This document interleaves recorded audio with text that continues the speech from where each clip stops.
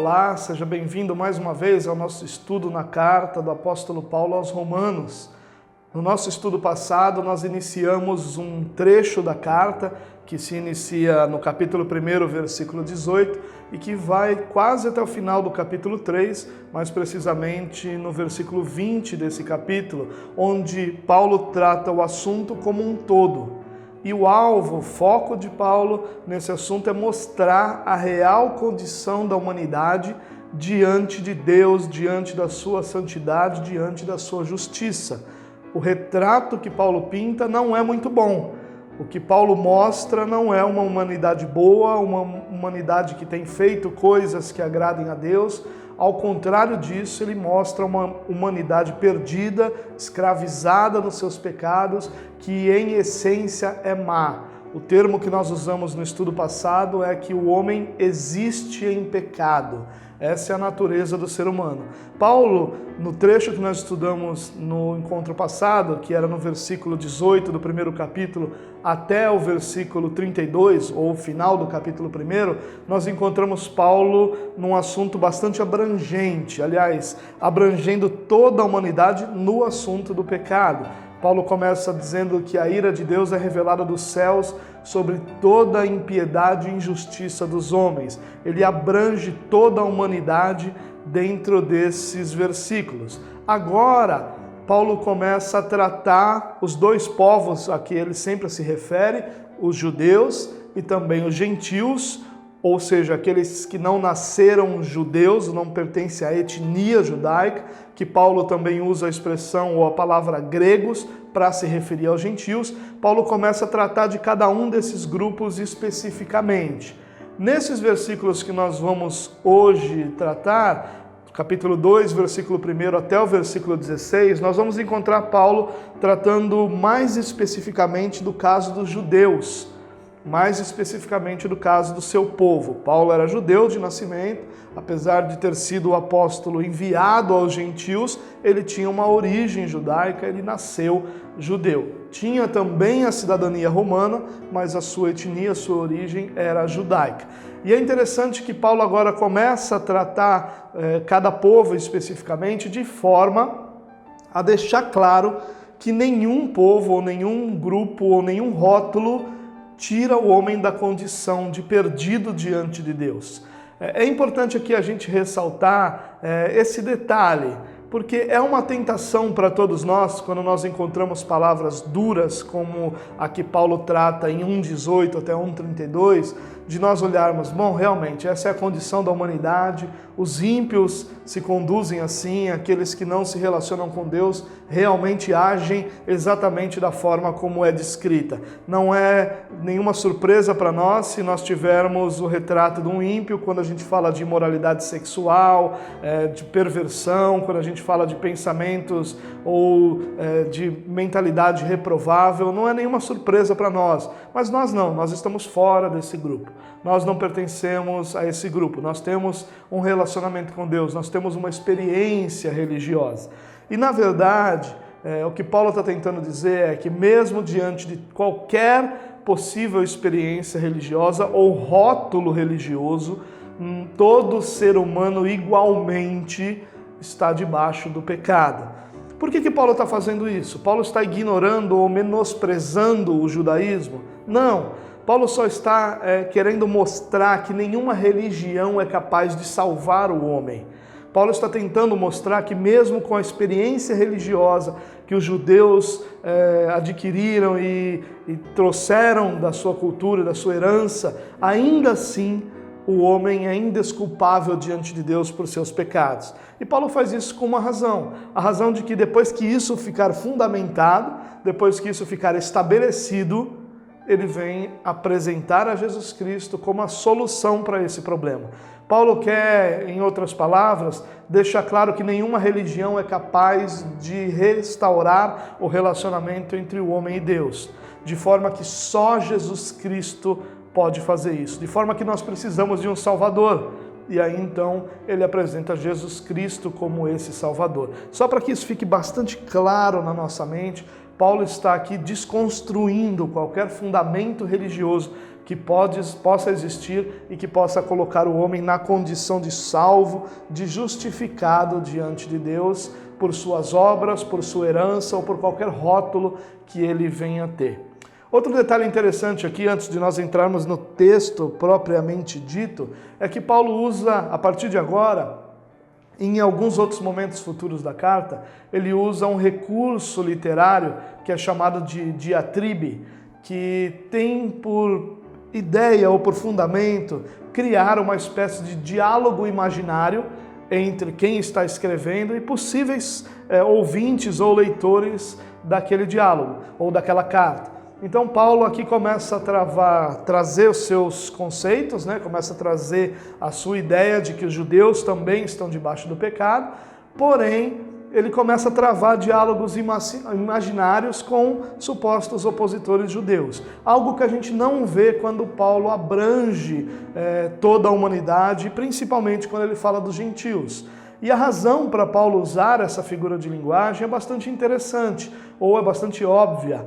Os judeus se consideravam um povo especial, os judeus se consideravam um povo à parte, um povo eleito, um povo escolhido, um povo que tinha um passado, uma bagagem, uma experiência religiosa muito grande.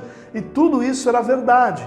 Mas Paulo quer exatamente destruir a arrogância que pode vir disso, de fazer com que o povo se considerasse acima dos quesitos da lei, ao ter toda essa bagagem sobre si, ou toda essa herança sobre si. Então Paulo, obviamente, ao dizer que o judeu, que era especial, eleito, religioso, tinha essa herança toda, também estava debaixo da condenação do pecado, certamente Paulo seria questionado.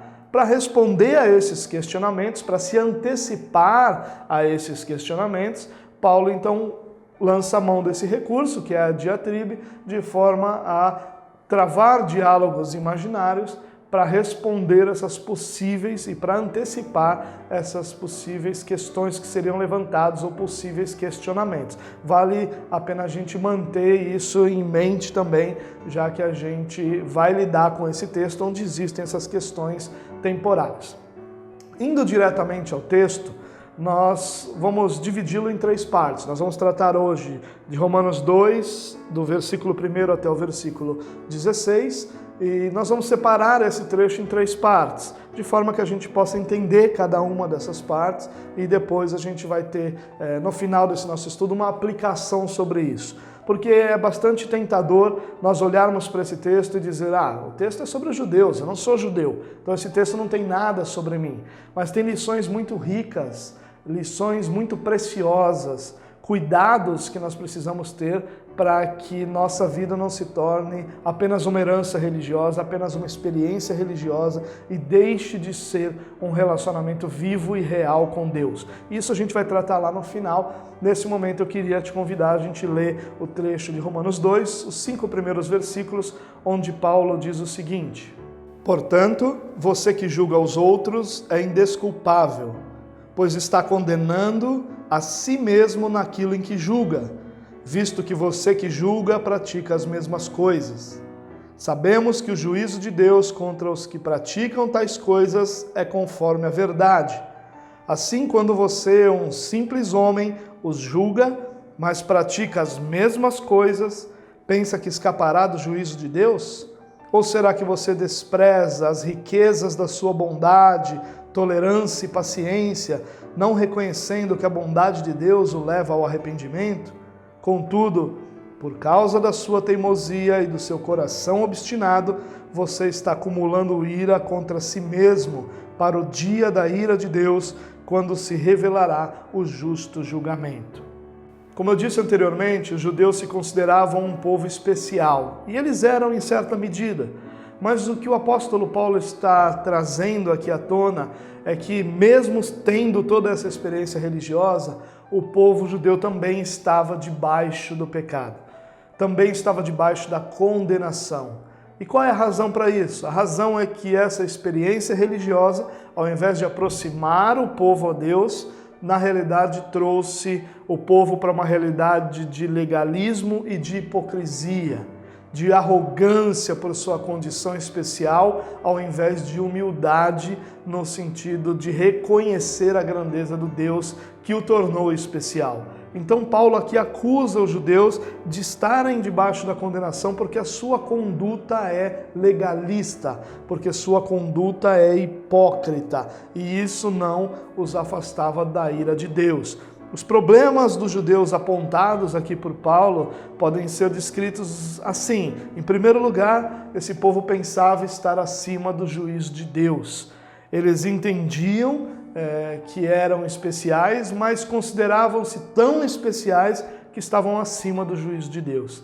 Na verdade, o que Paulo trata aqui nesses versículos não era uma condição que Paulo apenas observava no seu convívio com os judeus.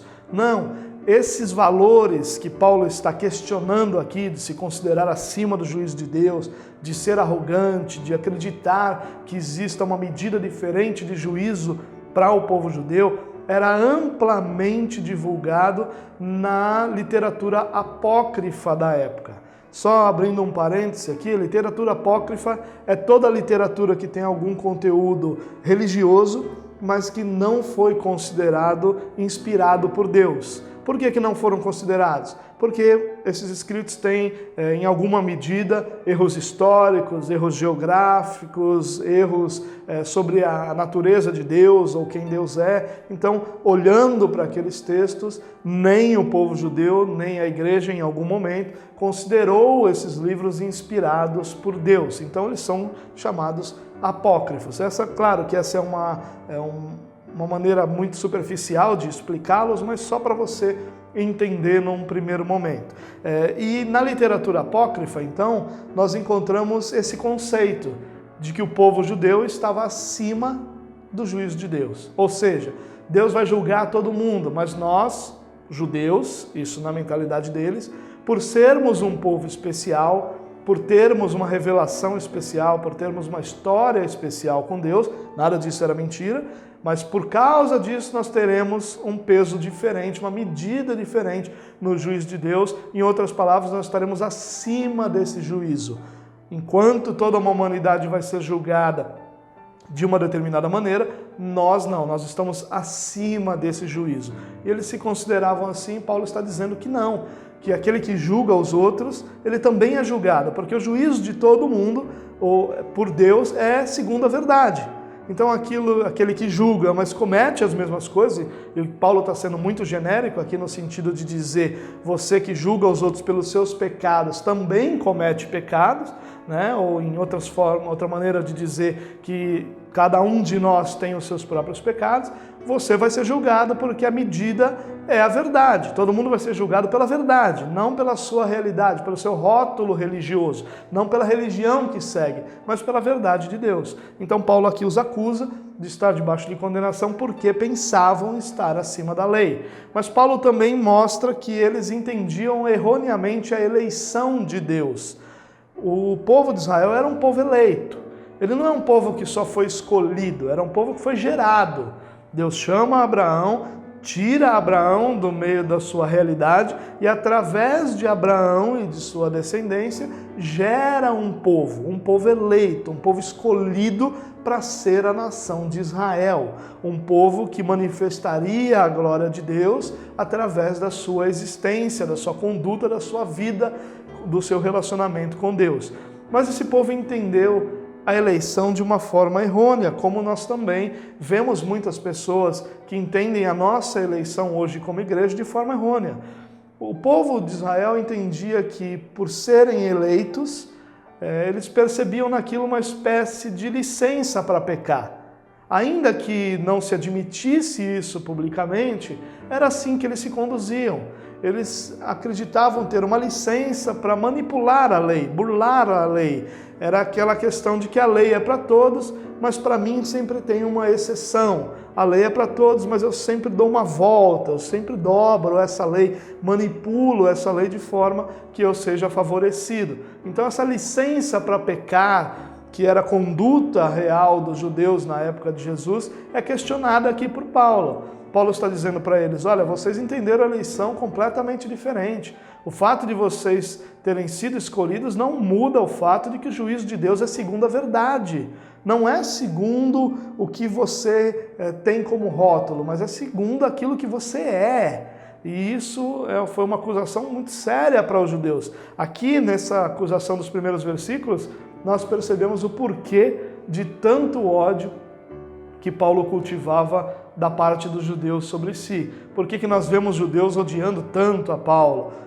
Porque Paulo não só pregava a Cristo, que era algo contrário à religião judaica, ou, segundo o entendimento de Paulo, o cumprimento da lei judaica, o que fazia com que as pessoas não mais estivessem obrigadas ao ritual da lei, mas Paulo também questionava e ofendia a suposta superioridade que os judeus tinham sobre as outras nações e sobre os outros povos. Mas Paulo também diz que os judeus aqui são culpados por causa do seu endurecimento de coração. Paulo diz, vocês estão menosprezando a bondade, a paciência, a longanimidade de Deus. Deus é bondoso para com vocês, Deus tem suportado Israel, não é porque Israel é especial, Deus tem suportado Israel porque Deus deseja que Israel seja conduzido ao arrependimento. Deus deseja que Israel seja levado ao arrependimento. E realmente Deus vai cumprir isso. Nós vamos encontrar o próprio apóstolo Paulo ensinando isso mais à frente, na carta aos Romanos. A gente vai estudar isso quando chegarmos lá.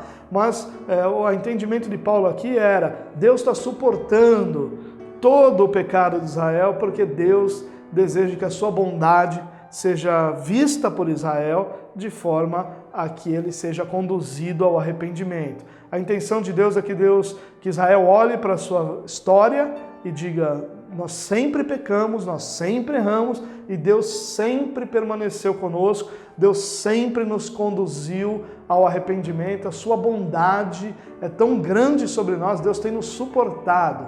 E esse entendimento levaria o povo ao arrependimento, de reconhecer que Deus não tem dado a verdadeira ou a justa retribuição a Israel, mas tem suportado por sua misericórdia todos os erros contínuos que a nação tem cometido. E quando Paulo fala isso, Paulo está indo de encontro a um entendimento que havia entre os judeus naquela época, de um conceito que a gente poderia dizer de conceito de acúmulo de méritos. Então, em outras palavras, o judeu acreditava que todas as boas ações que ele fazia iam para uma conta, que depois era usada para que ele fosse reconhecido como justo. E se de repente essa conta ainda não fosse suficiente para ele ser reconhecido como justo, os méritos dos patriarcas, lá de Abraão, de Isaac, de Jacó, seriam colocados nessa conta de forma que os judeus sempre seriam reconhecidos como justos. E para Paulo isso era fruto absolutamente do endurecimento do coração. Eles tinham um coração endurecido e o que Paulo está dizendo aqui, ao invés de vocês estarem acumulando méritos, vocês estão acumulando ira. Olha que mensagem dura sobre Israel aqui. E, mais uma vez, a razão da ira deles sobre o apóstolo Paulo. Mas o que Paulo está dizendo é, vocês acham que estão acumulando méritos, mas vocês só estão acumulando ira. Porque a única coisa que qualquer ser humano consegue acumular sobre si é a ira de Deus, para o dia da ira, o dia do julgamento. É interessante aqui também a gente pensar que o apóstolo Paulo está falando da humanidade natural. Não esqueça disso, porque ao ouvir minhas palavras, talvez você pense, mas eu estou em Cristo, é diferente. Sim, mas Paulo não apresentou Cristo aqui ainda na sua carta. Nós sabemos pelo contexto todo, pela sua própria experiência ou por todo o restante do Novo Testamento, que Cristo é a solução para isso, mas Paulo não apresentou. Então vamos tentar manter a nossa mente dentro daquilo que já foi escrito por Paulo, que já foi apresentado até esse momento, sem nos adiantar naquilo que Paulo explicaria, para que a gente não entenda o texto de uma forma errônea. Paulo está aqui querendo fundamentar que sem nenhuma interferência divina, naturalmente o homem é pecador. Essa questão do conceito de acúmulo de méritos é muito presente hoje nas igrejas, quando a gente teria a expressão crédito com Deus. Nós vemos pregadores, pastores, ministros dizendo: Senhor, se eu tenho crédito com Deus, ou fazendo determinada coisa, porque acreditam ter um crédito com Deus por tudo aquilo que já fizeram. Mais à frente, quando eu falar da aplicação desse texto sobre nós, a gente vai discutir esse assunto melhor. Mas aqui agora, só para ilustrar, é o mesmo conceito do crédito com Deus que nós encontramos na igreja evangélica dos nossos dias. A primeira das 95 teses de Lutero é: dizendo nosso Senhor e Mestre Jesus Cristo, arrependei-vos, certamente quer que toda a vida dos seus crentes na terra seja contínuo arrependimento. Essa é a ideia que nós encontramos aqui no apóstolo Paulo, quando ele diz que nós deveríamos ser conduzidos ao arrependimento pela bondade de Deus, de forma que a gente não acumulasse ira e que o endurecimento de coração acumula apenas ira sobre as nossas cabeças. É interessante essa primeira tese das 95 que oficialmente deflagraram a Reforma Protestante, porque Lutero diz que a vida do crente é contínuo arrependimento. Qualquer endurecimento de coração apresenta uma deturpação, um desvio no verdadeiro caráter da vida cristã. A partir do versículo 6, Paulo diz assim: Deus retribuirá a cada um conforme o seu procedimento. Ele dará vida eterna aos que, persistindo em fazer o bem, buscam glória, honra e imortalidade. Mas haverá ira e indignação para os que são egoístas, que rejeitam a verdade e seguem a injustiça. Haverá tribulação e angústia para todo ser humano que pratica o mal, primeiro para o judeu, depois para o grego, mas glória, honra e paz para todo que pratica o bem, primeiro para o judeu, depois para o grego, pois em Deus não há parcialidade, ou Deus não faz acepção de pessoas, uma expressão muito conhecida no meio cristão. Aqui é um texto muito difícil, porque nós temos Paulo falando que Deus vai dar vida eterna aos que persistirem em fazer o bem, buscam glória, honra e imortalidade. Em outras palavras, Paulo está dizendo que Deus vai dar vida eterna àqueles que caminharem de forma justa diante de Deus, persistindo em fazer o bem, ou seja, fazendo o bem sempre, sendo perfeitos na sua atuação constante diante de Deus em fazer o bem. E há aqui uma grande dificuldade para nós, porque há uma aparente contradição. Antes da gente entrar nela, eu só quero explicar o restante do texto para a gente poder se focar nisso. Quando Paulo fala sobre dia da ira, no versículo 5, Paulo está falando sobre uma ira por vir. Em outras palavras, Paulo está dizendo que haverá um dia em que Deus usará todo o rigor da sua justiça para trazer vida eterna a alguns e justiça e condenação sobre outros. Em outras palavras, nós podemos ter a expectativa de que num futuro, nós não sabemos se próximo ou distante, seremos todos julgados por Deus. E aqueles que persistirem em fazer o bem ou persistem em fazer o bem receberão vida eterna, mas serão punidos, haverá ira e indignação para os que são egoístas, que rejeitam a verdade e seguem a injustiça. Essa é a expressão que Paulo usa. E esse dia da ira ainda é por vir. Mas lá em Romanos capítulo 1, versículo 18, Paulo fala que dos céus é revelada a ira de Deus sobre toda a impiedade e injustiça. Em outras palavras, Paulo está dizendo que a ira de Deus já é presente. Como é que nós colocamos os dois momentos juntos? De uma forma simples. Hoje, toda a humanidade está debaixo da ira de Deus. Mas essa ira de Deus, da qual nós somos alvo, toda a humanidade é alvo, ainda não é plena, ela é parcial. Ela ainda não é no mais duro da sua capacidade, ou na maior força possível. Não, ela ainda é limitada. Mas haverá um dia em que no rigor da justiça, a vida eterna ou a ira e condenação serão colocados sobre todos. Em outras palavras, hoje, quando alguém peca, ele não morre necessariamente imediatamente. Não morre imediatamente. Então, se você conta uma mentira, você não morre naquela hora.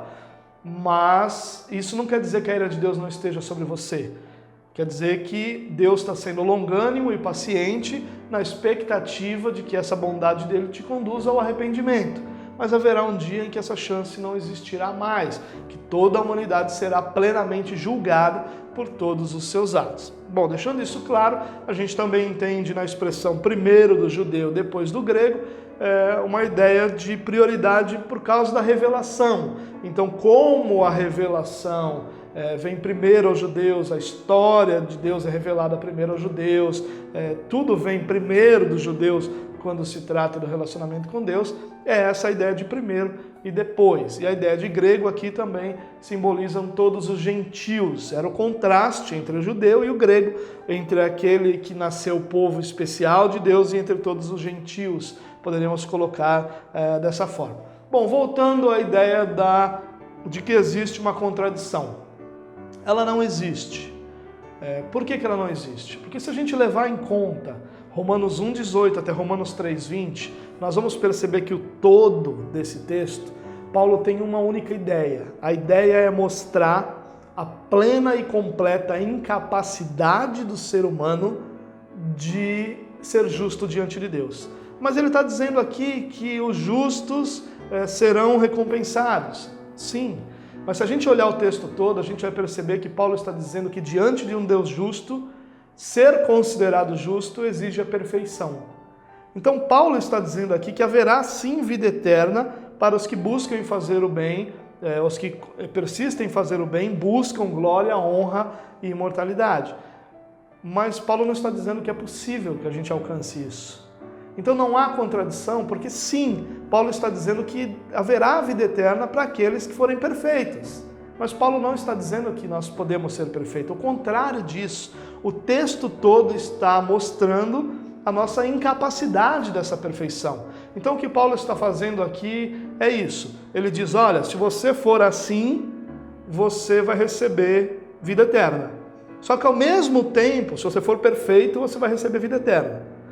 Mas ao mesmo tempo ele diz, olha, você não consegue ser perfeito. Para que você possa olhar para a condição de ser perfeito, para receber a vida eterna, e perceber, ser convencido que você nunca vai alcançar a vida eterna por si só, pelas suas próprias obras. E Paulo faz isso na tentativa de desmontar em você, nos judeus da época, em nós hoje, qualquer possibilidade ou qualquer ponta da possibilidade de alcançarmos a vida eterna por nós mesmos. Paulo está dizendo assim, olha, a vida eterna é dos perfeitos. E aí você é colocado diante do espelho e diz, bom, eu não sou perfeito, eu não consigo ser perfeito. A ideia aqui é a mesma ideia da história do jovem rico. Qual é a história do jovem rico? Ele se apresenta diante de Jesus e diz assim, mestre, o que eu preciso fazer de bom para alcançar a vida eterna? E Jesus diz, por que você está perguntando sobre o que é bom? Só tem um que é bom. Em outras palavras, Jesus está dizendo, olha, por que você quer saber o que tem que fazer de bom? Você é incapaz de fazer o que é de bom para alcançar a vida eterna. Não adianta você ficar perguntando e querer saber o que tem que ser feito, porque você não consegue fazer. Então foque em outra coisa. Como eu alcanço a vida eterna, seja imperfeito, sendo imperfeito. Mas Jesus diz, mas já que você quer, obedeça os mandamentos. Depois de perguntar quais, Jesus cita alguns mandamentos, daquilo que nós conhecemos como os 10 mandamentos. E aí o jovem diz o seguinte para Jesus, isso eu faço desde sempre. Jesus diz para ele, olha, por que você está perguntando sobre o que você tem que fazer de bom? Você é incapaz disso. Mas se você quer tentar, siga os mandamentos. E aí o jovem diz, quais são? Jesus cita alguns, e aí a resposta do jovem deveria ser, Senhor, eu tento isso desde a minha infância, mas eu não consigo. Eu tento isso desde sempre, mas eu não consigo. Mas revestido da arrogância que o homem tem de imaginar que é capaz de alcançar a salvação pelos seus próprios méritos, ele responde, isso eu já obedeço desde a minha mocidade. E Jesus responde para ele, olha, em outras palavras, tá? Jesus responde, eu vou provar para você que dos mandamentos que eu citei, você não é capaz de cumprir nem o primeiro. Eu vou provar isso para você agora. Faz o seguinte, vende tudo que você tem, dá aos pobres e me siga. E aí o texto diz que o jovem sai cabisbaixo, triste, porque ele tinha muitos bens. Jesus fez o que ali? Mostrou para ele que ele achava que era perfeito, ou que cumpria os mandamentos, mas nem o primeiro deles ele conseguia cumprir. Por isso Jesus disse para ele vender, porque é o primeiro dos mandamentos que Jesus cita: ame a Deus acima de todas as coisas. E ele dizia que amava. Jesus diz: então vende tudo, se você me ama mais, não importa o que você tenha ou o que você não tenha, as coisas não são importantes, se você me ama acima de todas elas, me ter já é suficiente. E aí ele não consegue fazer isso. É a mesma ideia aqui. Paulo está dizendo: olha, se você for perfeito, você tem a vida eterna. Não na tentativa de que você alcance a perfeição, mas de que você reconheça que essa perfeição é impossível de ser alcançada. Essa é a ideia do apóstolo Paulo aqui. É esse o propósito desse texto. Não há contradição, porque Paulo está dizendo: sim, se o homem for perfeito, ele tem a vida eterna. Mas não é possível o homem ser perfeito. Paulo está desconstruindo, e eu e você precisamos entender isso. Enquanto houver o menor resquício dentro do nosso coração de méritos por qualquer que seja a nossa participação na salvação, Deus não será tudo aquilo que Ele pode ser em nós. Ou Deus não será tão grande quanto Ele pode ser em nós.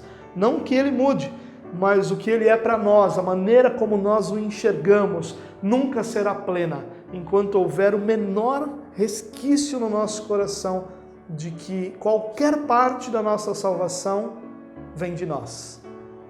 Reconheça que a sua participação na salvação é ter entrado com o pecado. Todo o resto foi Deus quem fez, foi Deus quem trouxe, foi Deus quem providenciou. E glórias sejam dadas ao nome dele por isso, porque a nossa salvação vem do Senhor. Por isso não há qualquer argumento em contrário.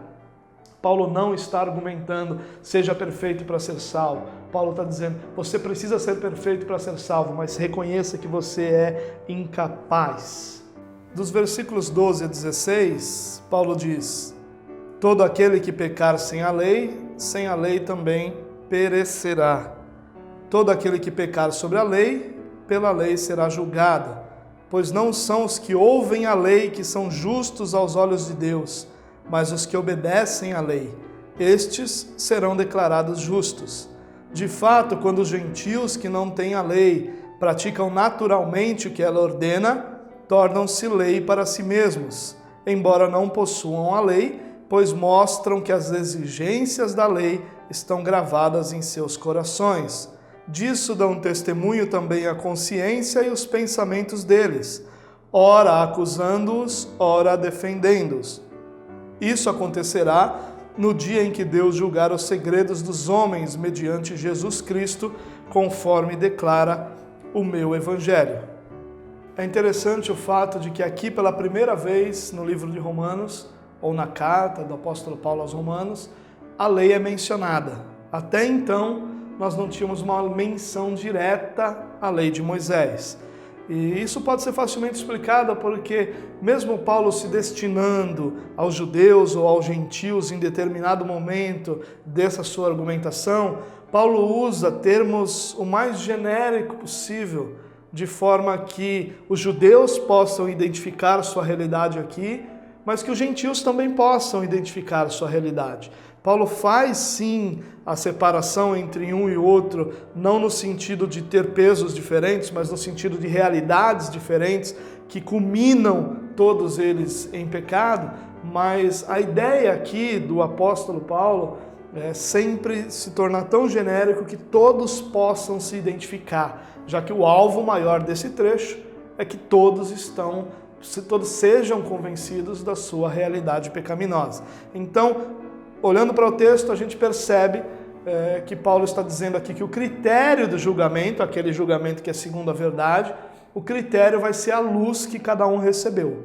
Se quem tem a lei é julgado pela lei, quem não tem a lei é julgado sem a lei. Ou seja, a medida da revelação que foi dada a cada um será a medida utilizada para o julgamento de cada um. O conhecimento da lei não se constitui em qualquer defesa contra o juízo de Deus. Isso é importante a gente perceber, porque é isso que Paulo está dizendo, não são os que ouvem a lei que são salvos, em outras palavras, ou que são declarados justos, mas os que obedecem à lei. Isso fica muito claro nesse texto, é muito claro no que Paulo fala. Paulo também está lembrando que os gentios não só têm, e aqui é importante esse detalhe, que os gentios não têm somente a natureza. Quando nós olhamos para Romanos 1, 18 ao 32, nós percebemos que Deus diz que eles são indesculpáveis, porque a natureza revela quem Deus é, revela a existência de Deus.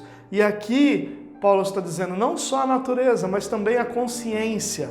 Dentro de cada ser humano, nós temos a revelação da lei de Deus, da lei eterna de Deus, na nossa consciência. Ora nos acusando, ora nos defendendo, mas sempre deixando claro aquilo que é certo ou errado, ou aquilo que seria correto ou errado. Isso está na nossa consciência, Deus colocou isso sobre todos os seres humanos. E uma forma fácil da gente reconhecer isso é que todas as religiões vão ter um código de conduta. Todas as pessoas têm um código de moral e de ética. É claro que alguns valores são para lá ou para cá manipulados por causa do restante do contexto em que nós vivemos, de educação, de experiências, de cultura, mas existe um código moral e ético sobre todo o ser humano. E esse código moral e ético ele é julgado pela nossa consciência. Ele não é apenas externo. Alguém pode dizer para você que mentir está bem, e a sua consciência pode te acusar dizendo que não. Então esse código é interior, e esse código interior prova que não se precisa da lei de Moisés para fazer a vontade de Deus, que todo mundo pode fazer isso com o código interior, a consciência que todos têm. E os gentios também têm, assim como os judeus deveriam perceber que, tendo a lei, essa lei está só externando aquele código da consciência, do coração de cada um dos seres humanos. O judeu, ele é condenado porque ouviu a lei e não cumpriu. É isso que Paulo está dizendo aqui. Não são os que ouvem a lei, aqueles que recebem o ensino sobre a lei. Não são os que estudam a lei, mas são aqueles que cumprem. Esses são declarados justos. É isso que Paulo está dizendo. Você vai ser declarado justo por causa do cumprimento da lei. Mais uma vez aqui Paulo tentando mostrar a incapacidade do homem de cumprir a lei, para que ele no final das contas reconheça, olha, diante de todos esses critérios eu estou perdido. Paulo está dizendo que se você cumprir a lei plenamente, você é declarado justo. Ninguém consegue cumprir. Aí você diz, mas 99% eu cumpro. Mas aquele 1% te leva para o inferno. O que a Bíblia diz? A Bíblia diz que se você quebrar um ponto da lei, você é culpado de toda a lei. Um ponto. Então você não precisa descumprir grande parte. Uma regra das mais de 600 que os fariseus tinham, uma, e você está condenado por toda a lei. Olha que o critério então é aquilo que a gente tem falado, é a perfeição. Se você não tem a perfeição, você certamente não tem nenhuma condição de alcançar a salvação. Há um detalhe interessante que eu acredito que seja uma boa hora da gente tratar. Quando Paulo fala sobre a consciência, que quando os gentios que não têm lei praticam naturalmente o que ela ordena, tornam-se lei para si mesmos e a consciência é o juiz disso, Paulo está falando que todos têm essa consciência, e essa consciência nos leva ao entendimento de um conceito importante, que é o conceito de graça comum. O que é isso? Existe mais de um tipo de graça? Não. Toda graça é de Deus, ou a graça de Deus é uma só, mas ela se manifesta de formas diferentes. A graça comum, nós poderíamos dizer que é a graça comum a todos os homens. E que outro tipo de graça existe? Não existe outro tipo, existe outra manifestação. Existe a graça salvadora. É aquela graça que é derramada sobre os eleitos para que eles alcancem a salvação, e a salvação num sentido amplo de libertação do pecado, de santificação, de glorificação, de tudo aquilo que a nossa nova vida, o novo nascimento inclui. Isso está debaixo da graça salvadora.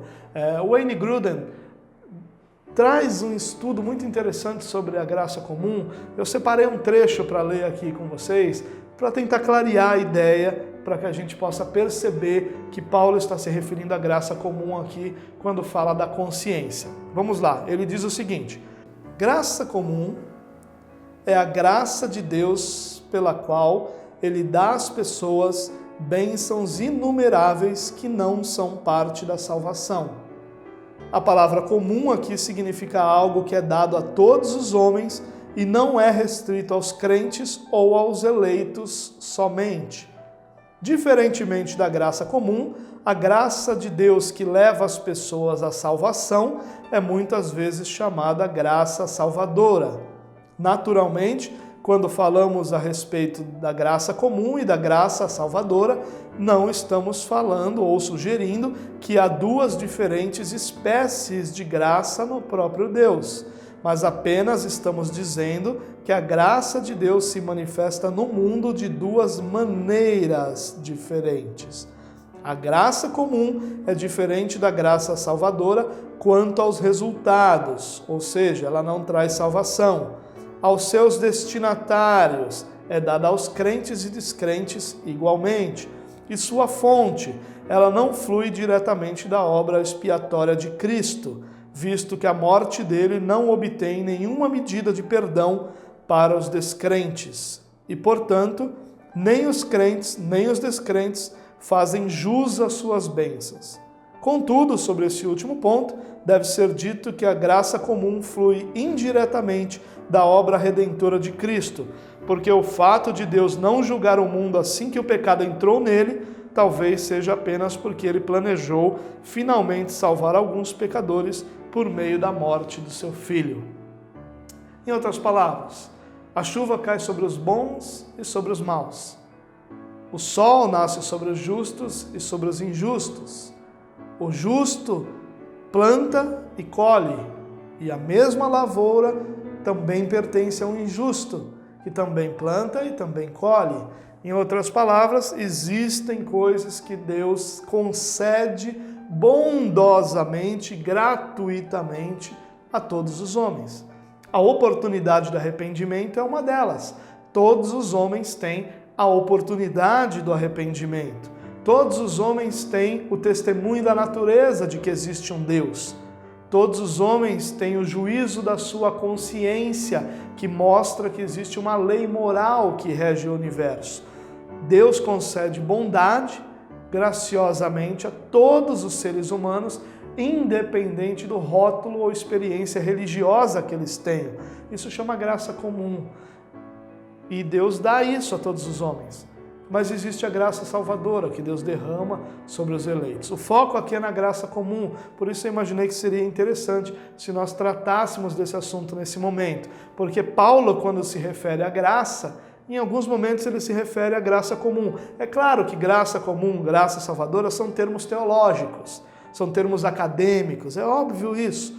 Porém, refletem a ideia de Paulo quando ele fala de uma graça que tem um resultado de salvação ou a graça que é dada a todo ser humano. É interessante a gente pensar nisso de uma forma mais ampla. Conforme declaro o meu evangelho, é uma expressão interessante que Paulo usa aqui, finalizando esse texto, esse trecho de Romanos 2, 12 ao 16. Porque evangelho pressupõe-se, na realidade é o significado da expressão ou da palavra, boas notícias. Que boas notícias Paulo está apresentando aqui? A notícia que Paulo está apresentando é: sua religião não te salva. Isso não é uma boa notícia, isso é uma péssima notícia num primeiro momento. Volto a dizer, Paulo está escavando os fundamentos religiosos dentro de cada ser humano na tentativa de destruir tudo isso para trazer um novo fundamento que é Jesus Cristo. O próprio Paulo diz isso. Não se pode construir sobre outro fundamento a não ser Jesus Cristo, porque isso seria construir sobre a areia, não tem duração, não tem força. E é isso que Paulo está dizendo aqui. Por isso, trazer as más notícias da realidade do ser humano também são boas notícias, porque elas vão nos levar à necessidade de um Salvador, e quando ele for apresentado, você pode ter certeza que o tamanho dele dentro do seu entendimento vai ser muito maior do que talvez seja até hoje. Para você que acredita que escolheu a Jesus, você entender que Jesus te elegeu para a salvação, torna esse Deus muito maior, muito mais amoroso, muito mais forte do que realmente um Deus que só está lá esperando ser escolhido. O que esse texto tem a ver comigo? Talvez seja essa a pergunta que você esteja se fazendo. Eu não sou judeu, eu não estou debaixo da lei, eu não julgo ninguém. O que esse texto tem a ver comigo? Eu gostaria aqui de ressaltar alguns cuidados que nós precisamos ter para que a nossa realidade não seja a realidade expressa aqui. Lembre-se que os judeus na época de Jesus representavam a religiosidade. Se Jesus viesse hoje à Terra, nascesse hoje como foi naquela época, nascesse naquela condição, não voltasse, mas nascesse naquela condição, Jesus ministraria aos religiosos da época que seríamos nós, os cristãos. Os judeus, que foram chamados de hipócritas, os fariseus foram chamados de hipócritas, os saduceus, que eram incrédulos com relação ao todo das Escrituras, eles eram a nata religiosa daquela época. E eles foram questionados, e Paulo está dizendo aqui que eles, apesar de toda essa bagagem religiosa, estavam debaixo também de uma condenação, que essa condenação só vem em Cristo, é o que ele vai ensinar adiante. Nós precisamos ter cuidado para que, ao invés de um relacionamento com o Cristo que transforma vidas, nós não tenhamos apenas um relacionamento com a religião. E eu queria destacar alguns cuidados que a gente precisa ter na intenção de que eu e você possamos olhar para a nossa vida e mantê-la diante de Deus com um relacionamento verdadeiro com Jesus. O primeiro cuidado que eu queria destacar é cuidado para não esquecer que somos descendência de Adão, todos nós. Cuidado para não se imaginar já perfeito, já santo. Cuidado para não ser aquele que julga os outros e não percebe que comete os mesmos pecados. Sim, nós nascemos de novo, mas nós ainda não fomos glorificados. Essa é a expressão bíblica para o dia que nós seremos transformados, que aquilo que é mortal será revestido de imortalidade, aquilo que é corruptível será revestido de incorruptibilidade. Nesse dia, a natureza de Adão será removida de nós. Hoje, eu e você ainda temos sim resquícios enormes da natureza de Adão em nós. Cuidado para não se imaginar perfeito, porque esse é o dia da sua queda. Cuidado para não se imaginar tão santo a ponto de que você pode olhar para quem está do seu lado, julgá-lo, sem perceber que você mesmo tem pecado. Cuidado para não lutar para tirar o cisco do olho do seu irmão enquanto há uma trave no seu olho. Cuidado para não se esquecer que você tem em você o DNA de Adão. Portanto, você foi gerado debaixo de uma ascendência que é pecaminosa. Sim, Cristo está mudando tudo, Cristo está fazendo tudo novo, Cristo está transformando tudo isso. Glória a Deus! Mas Adão não está morto em você. Por mais adormecido que ele pareça ter, ou que ele pareça estar, melhor dizendo, ele ainda está dentro de nós, para nos conduzir a uma vida de engano, onde nós achamos que somos perfeitos e que já alcançamos alguma coisa, quando nós ainda estamos no meio do processo de santificação. Cuidado para não usar a religiosidade como um esconderijo para o seu pecado.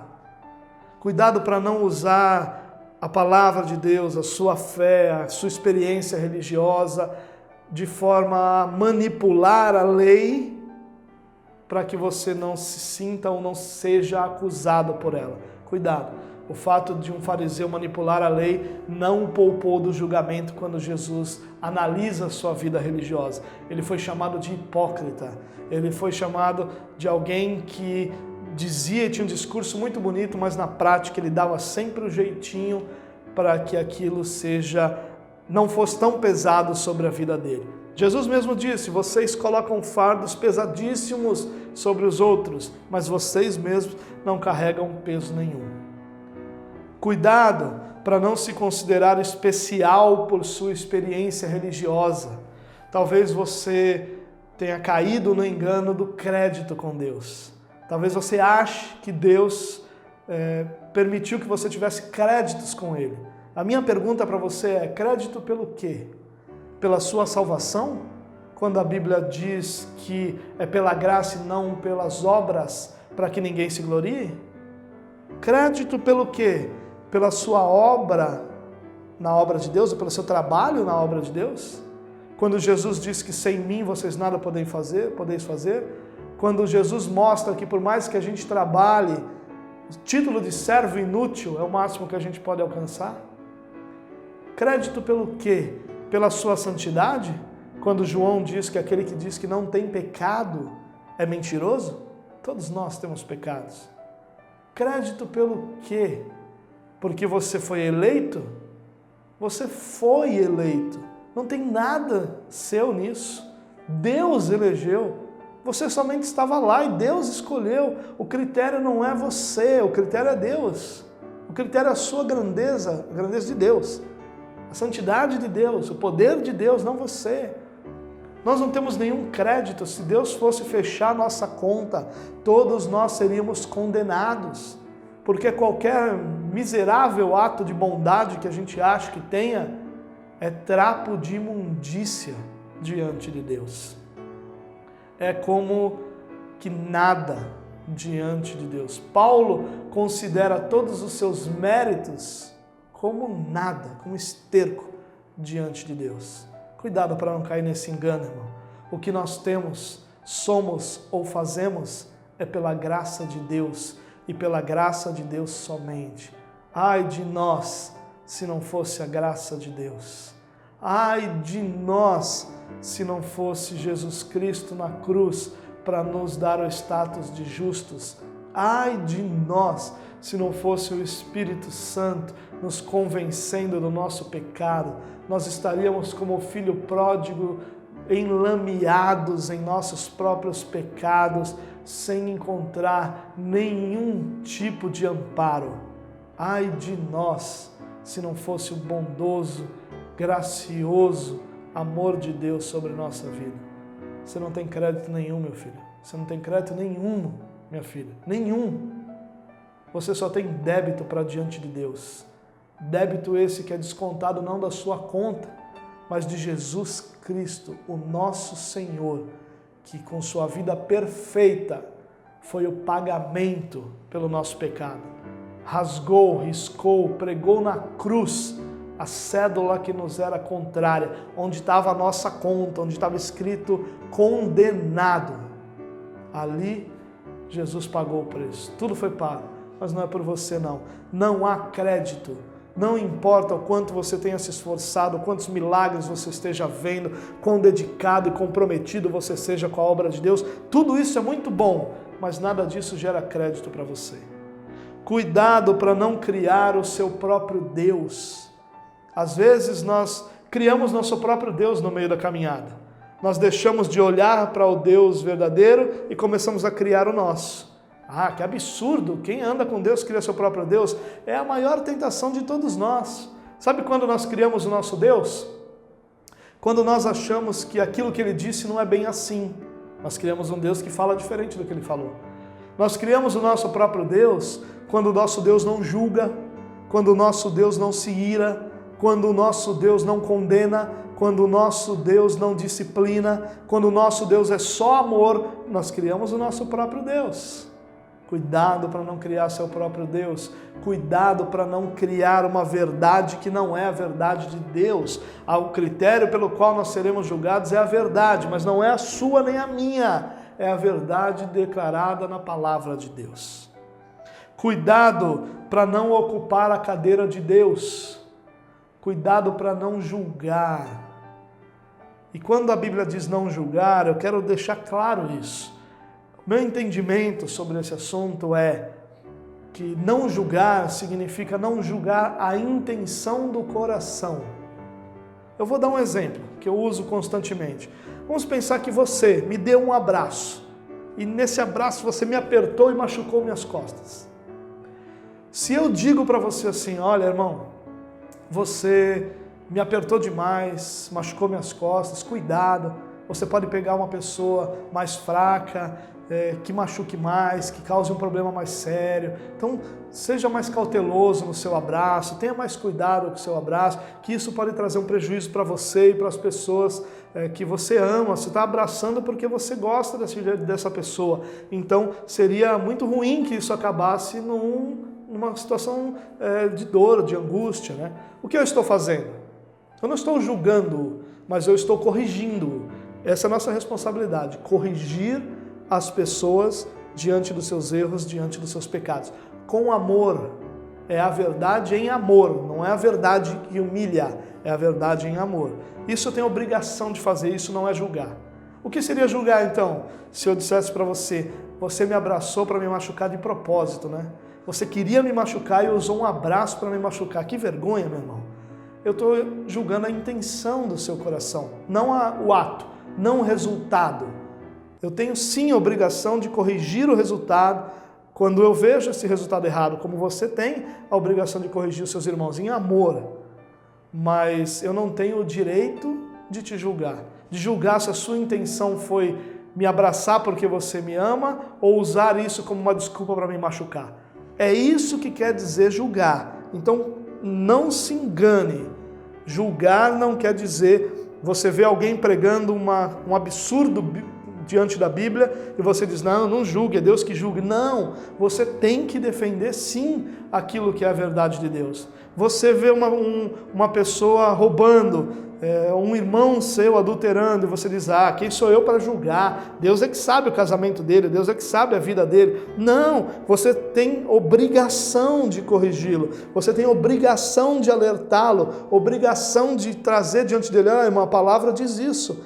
Essa sua atitude é a prova de que o teu relacionamento com Deus é no mínimo superficial, para não dizer que talvez ele não exista. Então abre os teus olhos, se corrige, irmão, porque a ira de Deus vem sobre os que cometem impiedade e injustiça, os que pervertem a verdade bíblica em mentira. A ira de Deus sobre essas pessoas. Se corrija. Isso não é julgar. Isso é o que a Bíblia nos ensina que nós devemos fazer.